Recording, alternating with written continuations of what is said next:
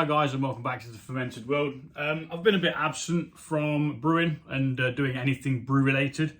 So some of my meads have actually gone clear without stoppers in them. But hey, that's life.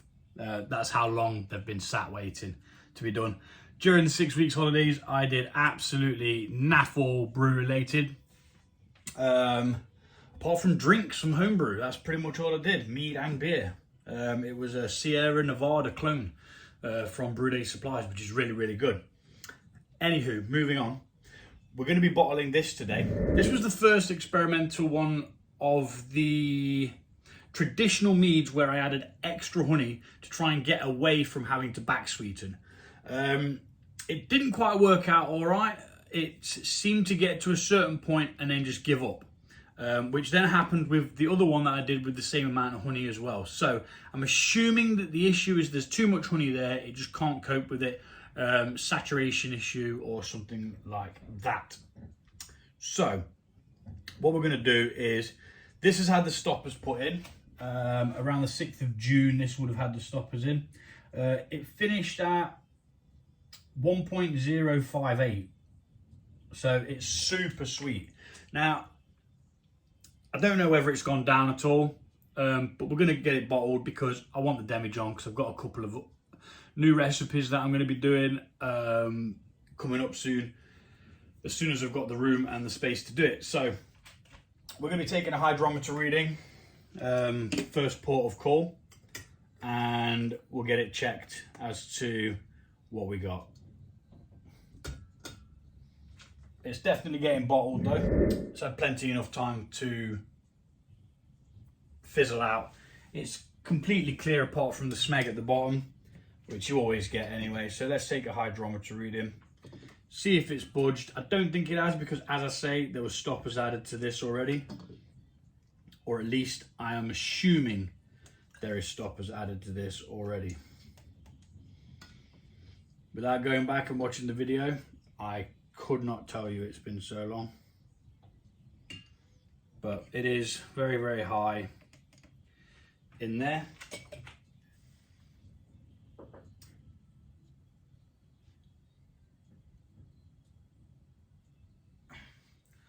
So it's at the 50 mark.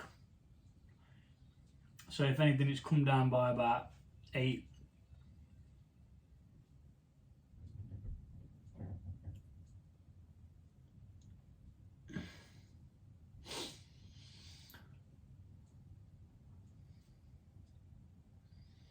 Yeah, bang on the 50. So let's make a quick note of that. If someone's not stolen my pen, which is what normally happens. Yep, someone's nicked my pen. So, just getting all out. Right, so today's date is the 18th of September. Done a hydrometer test, which is 1.050.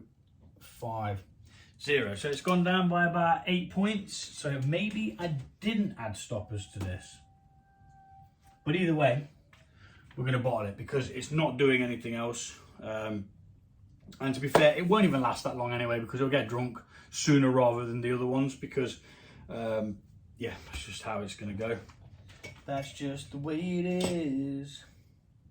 Right, so I've got some bottles over here, but first of all, what we need to do is have a little taste, as always. I mean, I know it's going to be sweet. I know it's going to be super sweet at 50. There's no way it can't be sweet. But again,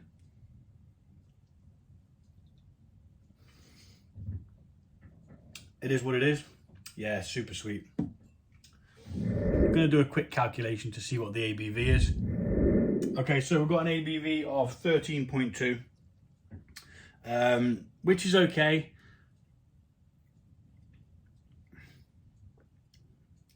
Unfortunately, it's very sweet, like overly sweet.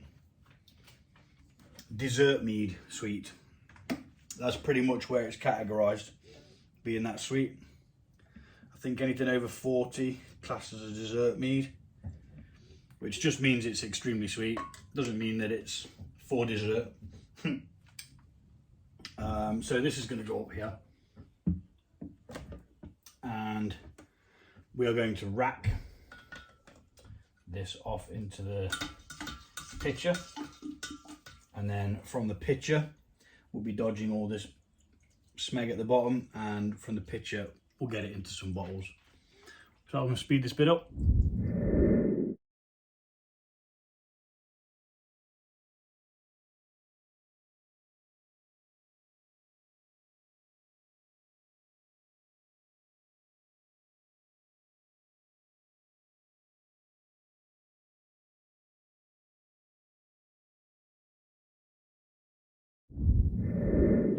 Okie dokie artichoke. That's that bottled, nice and simple, no issues. It tastes good.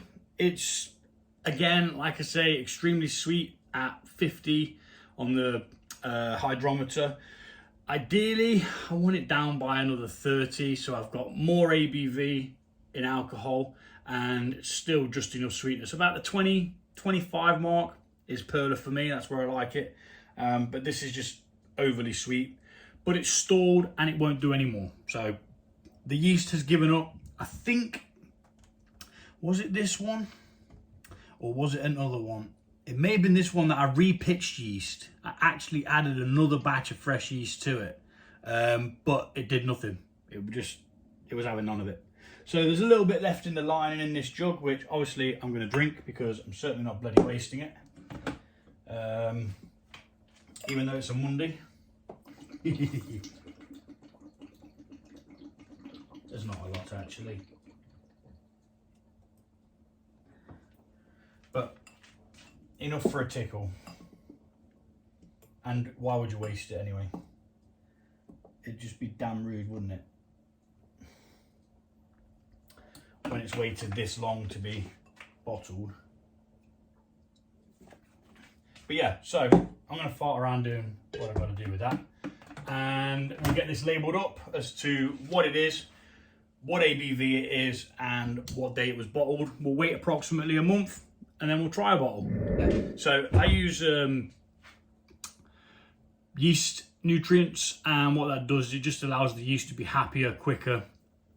The fermentation goes without a problem and it doesn't get starved of nutrients that it needs. This is why some people have to wait longer for their brews. Now, I only found out this, probably a year ago, that if you use sulfites, like yeast nutrients, then you can drink it sooner. Now, I've been drinking these a lot sooner, and some of them have just been awesome. And I think that maybe they do get a little bit better over time, but I'm not bothered about that. I'm not sitting here 4 years down the line like, oh yes, I'm going to crack it open. I could be dead before that. Might as well drink it and enjoy it. So, thanks for watching, and I'll see you all soon. We're going to be getting all these meads bottled. I mean, there's one over there. There's another 1, 2, 3, 4, 5, 6 to sort out because, like I say, during the holidays, and even before the holidays, it's kind of just like, man, just couldn't be bothered. So, but we're getting back into it. We'll let these dry out a little bit because they're a little bit damp on the labels, and then we'll get writing on it. Thanks for watching, and I'll see you all soon.